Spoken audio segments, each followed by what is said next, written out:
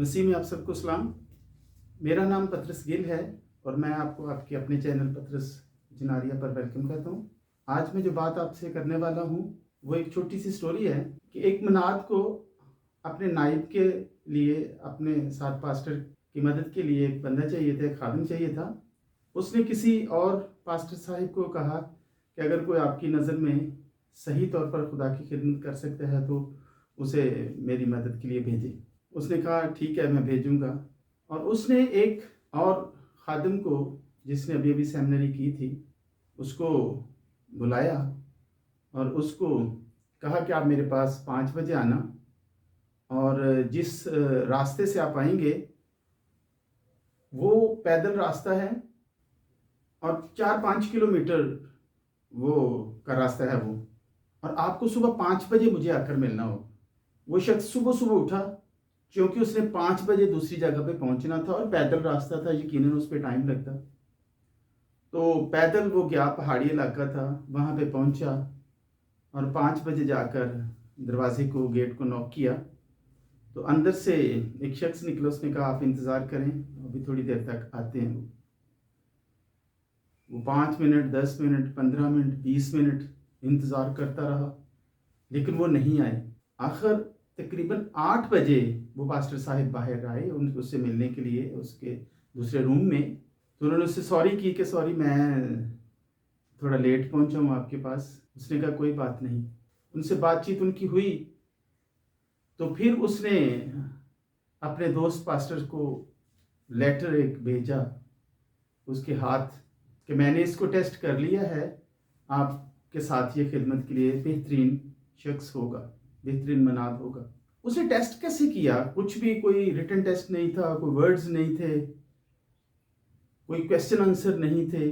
وہ پریشان تھا، وہ بھی جو جانے والا تھا شخص کہ میرے سے اس نے کچھ بھی نہیں پوچھا۔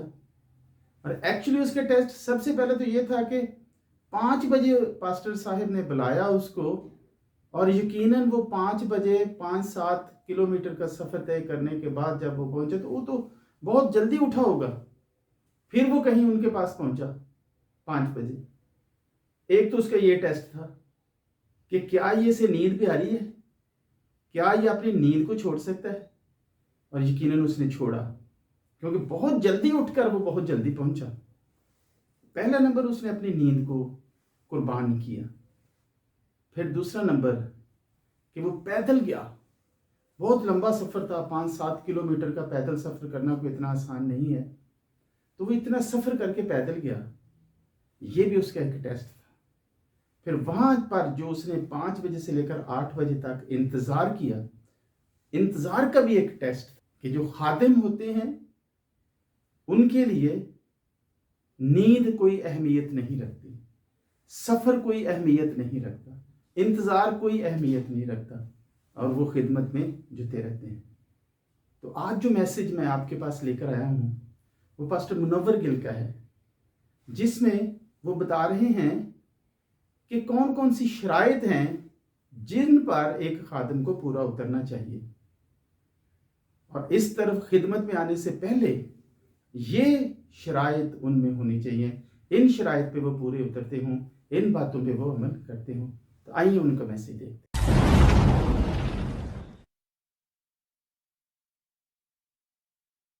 آئیے خدا کے کلام میں سے صرف 10 منٹ کے لیے میں آپ کا ٹائم اور لینا چاہتا ہوں، اس کے بعد ہم دعا کریں گے۔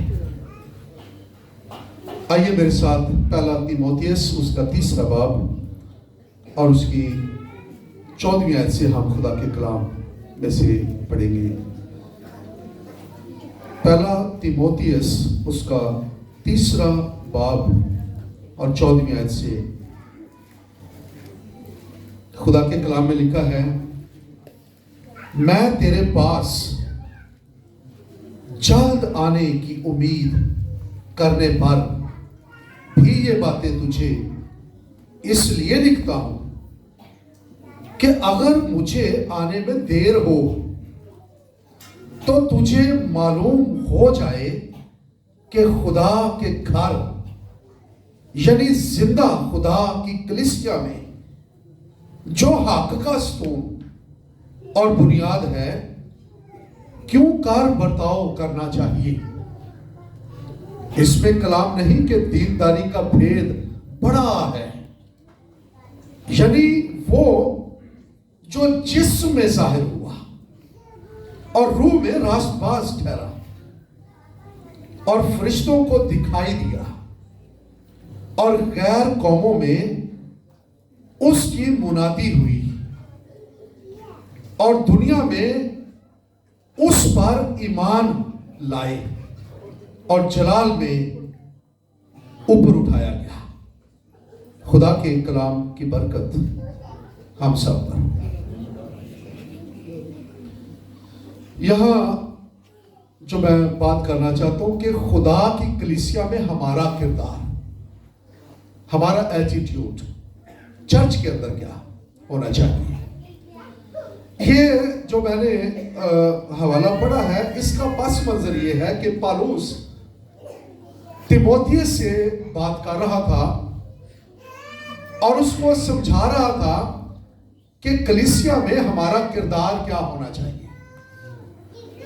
اور جب ہم تیسرے باب کو پڑھتے ہیں اوپر سے، تو وہاں پر بطور لیڈر وہ کافی باتیں اس کو وہ ڈیفائن کرتا ہے، وضاحت ان کی کرتا ہے کہ لیڈر کیسا ہونا چاہیے اور پھر کلیسیا کے اندر بطور ممبر ہم کیسا کردار ادا کر سکتے ہیں.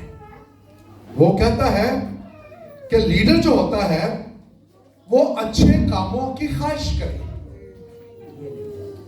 یعنی وہ کلیسیا کی ترقی کی بات کرے، کلیسیا کی بڑھوتی کے لیے بطور لیڈر اس کی خواہش اچھی ہونی چاہیے. اس کی خواہش دنیا کی چیزیں، روپیہ پیسہ، لالچ، اس کے یہی نہیں رہنا چاہیے اس کے اندر، بلکہ وہ فرق کام کر رہا ہے، اس کی خواہش فرق ہو. پھر وہ کہتا ہے کہ وہ بے الزام ہو، اس پر کوئی ایسا الزام نہ ہو کہ لوگ اس پر انگلی اٹھائیں. پھر وہ کہتا ہے کہ ایک بیوی کا شوہر ہو جو پلپٹ پر کھڑا ہوتا ہے. لیکن آج ہمارے ہاں بہت سارے ایسے لوگ ہیں جو دو تین بیویوں کے شوہر بھی ہیں، لیکن پھر بھی وہ خدمت کر رہے ہیں اور لوگ اس کے پیچھے بھاگ رہے ہیں. تو یہ باتیں ہمیں سمجھنے کی ضرورت ہے، اور پالوس یہی باتیں تیموتھیوس کو بتا رہا ہے تاکہ وہ جب خدمت کے میدان میں ہے تو وہ یہ سمجھ کر جان کر خدمت کرے. پھر وہ کہتا ہے کہ وہ پرہیزگار ہو، متقی ہو، شائستہ ہو، مسافر پرور ہو، تعلیم دینے کے لائق ہو. یہ بھی ضروری ہے. یہاں پر پرابلمز ہیں کہ تعلیم دینے کے لائق ہونا چاہیے، یعنی اس کو خود بھی تعلیم کے بارے میں علم ہو.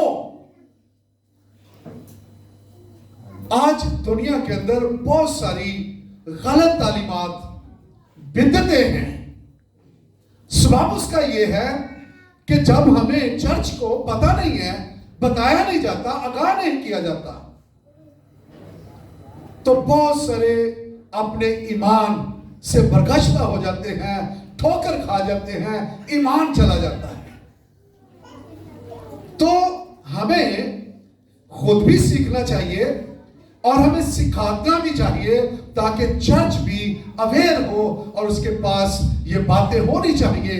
اور میں نے کئی دفعہ بدعتوں کا بھی ذکر کیا آپ کے ساتھ کہ کس طور سے لوگ گمراہ کر رہے ہیں.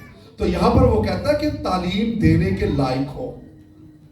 پھر لکھا ہوا ہے نشے میں غل مچانے والا، نشہ کرنے والا نہ ہو کہ نشہ کر کے پل پڑتے کھڑوتا ہو گئے بہت سے بڑے ہونڈے. لکھا کہ مار پیٹ کرنے والا نہ ہو، بلکہ حلیم ہو، تکراری یا زر دوست نہ ہو، اپنے گھر کا بخوبی بندوبست کرتا ہو اور اپنے بچوں کو کمال سنجیدگی سے تابع رکھتا ہو. اور آگے وہ کہتا ہے کہ جب کوئی اپنے گھر ہی کا بندوبست نہیں کر سکتا تو خدا کی کلیسیا کا بندوبست کیسے کرے گا. تو یہ باتیں پالوس رسول نے بڑی ذمہ داری کے ساتھ وہ سکھائی ہے. اور اس کے 11ویں آیت سے اگر ہم پڑھتے ہیں تو وہاں پر عورتوں کے بارے میں بات کرتا ہے. اسی طرح عورتوں کو بھی سنجیدہ ہونا چاہیے، تہمت لگانے والی نہ ہوں بلکہ پرہیزگار ہوں، سب باتوں میں ایماندار ہوں. یہ باتیں وہ ان کے بارے میں بھی، عورتوں کے بارے میں بھی وہ کرتا ہے. تو پھر ہم سب مل کر تو چرچ ہے، تو پھر چرچ میں ہمارا کردار کیا ہونا چاہیے؟ ہم تعلیم کو سمجھیں، ہم مسیح کو جانیں، ہمارے اندر وہ سچائی، وہ روشنی ہو جس سے انسان کی زندگی، اس کا دل، اس کی سوچ، اس کا کردار مسیح کی طرح کا ہوتا ہے. اس کو ایسا ہونا چاہیے کیونکہ کلیسیا یہ حق کا ستون ہے، اس میں زندگی ہے، اس میں سچائی ہے. کیونکہ کلیسیا کے اندر خداوند اپنی سچائی رکھتا، اپنی سچائی بھرتا اور یہی دیکھنا چاہتا ہے. اگر کلیسیا حق کا ستون نہیں ہے، اس کے پاس حق بات نہیں ہے، سچائی نہیں ہے، تو پھر وہ کلیسیا نہیں ہے، وہ ایک بھیڑ ہے، ایک مجمع ہے. لیکن کلیسیا سنجیدہ ہوتی ہے اس لیے کہ وہ مسیح کے مکاشفہ سے بھر جاتی ہے اور اس کے اندر مسیح کی روشنی آ جاتی ہے اور مسیح کی روشنی کو لے کر وہ اس کو جلال دیتا ہے. اس لیے یہاں پر ہمیں اپنی تعلیم کی خبرداری کرنے کی ضرورت ہے. اور آگے وہ کہتا ہے کہ جو کلیسیا ہے وہ مسیح کے بارے میں، وہ خدا کے بیٹے کے بارے میں وہ تعلیم رکھتی ہے، وہ سمجھتی ہے، جانتی ہے. اور وہ کہتا ہے کہ وہ جسم میں ظاہر ہوا، مسیح ہماری طرح کا انسان بنا، وہ انسان بن کر دنیا میں آیا، ہماری طرح کا بدل لیا اس نے، ہماری طرح کا وہ انسان بنا. میں نے پہلے بھی کئی دفعہ ذکر کیا، یہ کئی دفعہ اب جو بدعات ہیں اور یہ بھی سر اٹھاتی ہیں، اس وقت بھی پہلی صدی میں ہی بہت ساری ایسی تعلیمات تھیں جو مسیح کی الوہیت اور اس کے جسم پر بھی، کہ وہ جسم میں ظاہر ہوا. دوسری تیسری صدی تک تو یہ چلتا رہا کہ لوگ اس کی اس بات کو کہ وہ جسم میں ظاہر ہوا یہ انکار کرتے تھے. اور یہ غناصیتزم کی جو تعلیم تھی وہ یہی کہتے تھے. اور یہاں سے ہی ہماری اسلامی دنیا نے بھی یہی بات لی اور وہ یہ سمجھتے تھے کہ مسیح کا بدن تو نظر آتا تھا لیکن دراصل اس کا بدن تھا نہیں. اور اس لیے یہ کہا جاتا ہے کہ صلیب پر جو چڑھا تھا وہ دوسرا تھا، کیونکہ مسیح جدا ہو گیا تھا، وہ صلیب پر نہیں مر سکتا تھا. لیکن ہمیں بائبل یہ تعلیم دیتی ہے کہ مسیح ہماری طرح دنیا کے اندر انسان بن کر آیا، وہ جسم لے کر آیا، اس نے جسم اختیار کیا. اور لکھا ہوا ہے، خدا کا کلام کہتا ہے وہ جسم میں ظاہر ہوا اور وہ روح میں راست باز ٹھہرا، کیونکہ الوہیت کی معموری اس کے اندر موجود تھی، لیکن اس نے اپنے آپ کو خالی کر دیا. اس نے خدا کے برابر ہونے کو قبضہ میں رکھنے کی چیز نہ سمجھا، خادم بن گیا، خالی کر دیا. وہ راست باز تھا. اور یہودی جب اس سے بات کر رہے تھے، یوحنا کی انجیل کے 8ویں باب میں پڑھتے ہیں تو مسیح نے کہا کہ تم میں کون ہے جو مجھ میں گناہ ثابت کرتا ہے؟ اس لیے کہ وہ اپنی ذات میں پاک تھا، اور دنیا کے اندر ایک ہی پاک ذات تھی، اور وہ خدا کا بیٹا یسوع مسیح جو گناہ سے مبرہ تھا، گناہ سے پاک تھا۔ اس لیے چرچ کے پاس یہ میسج ہے کہ مسیح جو چرچ کی بنیاد ہے، کلیسیا کی بنیاد اس پر ہے، اور اس کے اندر بھی سچائی اور پاکیزگی ہونی چاہیے، تاکہ کلیسیا پاک ہو اور وہ اس کے مکاشفوں سے بھری ہو اور خداوند کے نام کو جلال دیتی رہے۔ غیر قوموں میں اس کی منادی کی، اور یہ ہم نے اس کی منادی کو ہم نے قبول کیا، ہمیں یہ سچائی پہنچی۔ اور یفسیو دوسرے باب کو اگر ہم پڑھتے ہیں تو وہاں پر یہ باتیں ہمیں مل جاتی ہیں یفسیو دوسرے باب میں، کہ ہم تو غیر قوم والے تھے، اور ہم مسیح سے جدا، اسرائیل کی سلطنت سے خارج، وعدہ کے عہدوں سے ناواقف، نا امید، دنیا میں خدا سے جدا تھے۔ مگر تم جو پہلے دور تھے، اب یسوع مسیح میں مسیح کے خون کے سبب سے نزدیک ہو گئے، کیونکہ وہی ہماری صلح ہے جس نے دونوں کو ایک کر لیا اور جدائی کی دیوار کو جو بیچ میں تھا ڈھا دیا۔ تو یہ ہماری کنڈیشن، ہماری صورتحال تھی کہ جب ہم دور تھے ہم اس پر ایمان لائے، ایمان لانے کی وجہ سے ہم بچ گئے، اور پھر لکھا ہوا ہے کہ وہ جلال میں اوپر اٹھایا گیا۔ لیکن اب وہ جلال میں وہ واپس ہمیں لینے کے لیے آ رہا ہے۔ اس لیے کلیسیا حق کا ستون ہے، آپ کے اندر سچائی اور پاکیزگی ہو، تاکہ اس سے ہم اپنے خداوند کو جلال دے سکیں۔ آئیے ہم دعا کریں گے، بہت ساری باتیں ہیں لیکن ہم اپنے وقت کو ملحوظ خاطر رکھیں گے، ہمارا وقت گزر چلا ہے۔ تو آئیے ہم اپنی آنکھوں کو بند کریں، ہم سروں کو جھکائیں گے، ہم دعا کریں گے۔